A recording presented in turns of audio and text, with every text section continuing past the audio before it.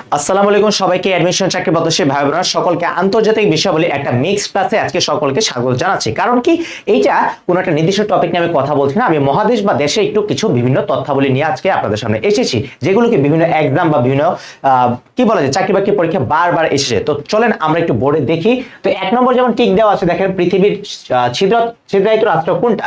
তাহলে পৃথিবীর ছিদ্রায়িত রাষ্ট্র হচ্ছে ইতালি এবং হচ্ছে কি এই যে দক্ষিণ আফ্রিকা। কারণ কি? কারণ হচ্ছে দক্ষিণ আফ্রিকার ভিতরে রয়েছে লেসোথো নামের একটা দেশ এবং ইতালির ভিতরে রয়েছে সান মেরিনো এবং কি ভ্যাটিকান সিটি। তাহলে একটা দেশের মধ্যে যখন আরো কিছু দেশ থাকে বা অন্য একটা দেশ যদি অবস্থান করে তখন তাকে আমরা ছিদ্রায়িত রাষ্ট্র বলি। I hope clear. দেন দুই নম্বরটা আমরা যদি বিশ্বের সর্বাধিক দ্বীপ রাষ্ট্র, ঠিক আছে, বিশ্বের সর্বাধিক কি রাষ্ট্র? দ্বীপ রাষ্ট্র বলা হয় কোনটিকে? এটা হচ্ছে কি এই যে ইন্দোনেশিয়া। এটা কি? এটা হচ্ছে ইন্দোনেশিয়া। দেন আমি যদি বলি বিশ্বের চির বসন্তের দেশ কোনটা? ঠিক আছে, চির বসন্তের দেশ হচ্ছে কি ইকুয়েডর। ঠিক আছে, ইকুয়েডর হচ্ছে কি বিশ্বের চির বসন্তের দেশ। তারপর যদি আমি একটু বলি যে বিশ্বের সর্বাধিক সীমান্তবর্তী দেশ কোনটা? সীমান্তবর্তী দেশ হচ্ছে চায়না। ঠিক আছে, চীন। ঠিক আছে, একদম আলোচিত একটা দেশ। তারপর যদি আমি বলি সর্বপ্রথম পতাকার প্রচলন হয় কোন দেশ? সর্বপ্রথম পতাকার প্রচলন হয় হচ্ছে ডেনমার্ক, ইউরোপের একটা দেশ, সেটা কি এই ডেনমার্ক। এই ডেনমার্কে কি সর্বপ্রথম পতাকার প্রচলন হয়।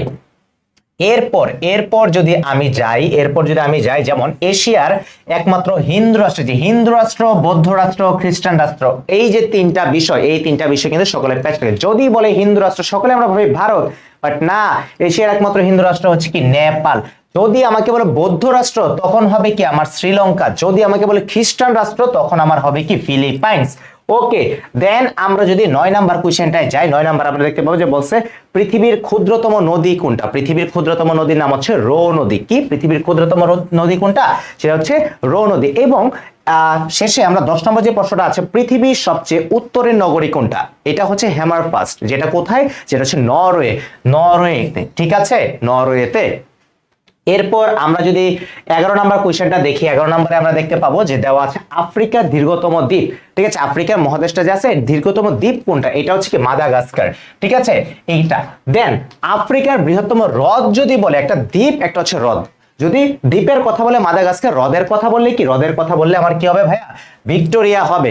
ওকে, দেন পৃথিবীর সবচেয়ে সরু বা প্রলম্বিত রাষ্ট্র, এটা কি চিলি। মানে এটা হচ্ছে কি চিলি নামটা কি, মানে এরকম মরিচের মতো এরকম প্রলম্বিত সরু একটা রাষ্ট্র। ঠিক আছে, দেশ তো এটার নাম কি? এটা হচ্ছে চিলি এই দেশটা।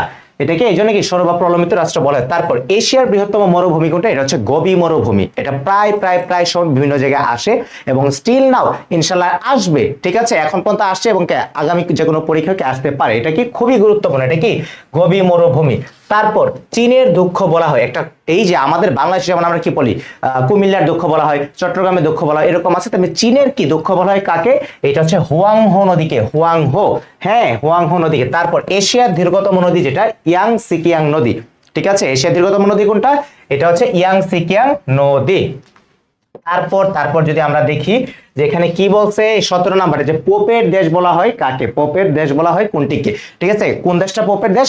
সেটা হচ্ছে কি, সেইটা আর কোনোটা না, সেইটা হচ্ছে এই যে ভ্যাটিকান সিটি। ভ্যাটিকান সিটিকে কি বলা হয়? ভ্যাটিকান সিটিকে বলা হয় হচ্ছে পোপের দেশ বলা হয়। তারপর আমরা যদি একটু দেখি যে ইউরোপের দীর্ঘতম নদী কোনটা? ইউরোপের দীর্ঘতম নদী হচ্ছে কি ভলগা নদী বা ভলগা রিভার।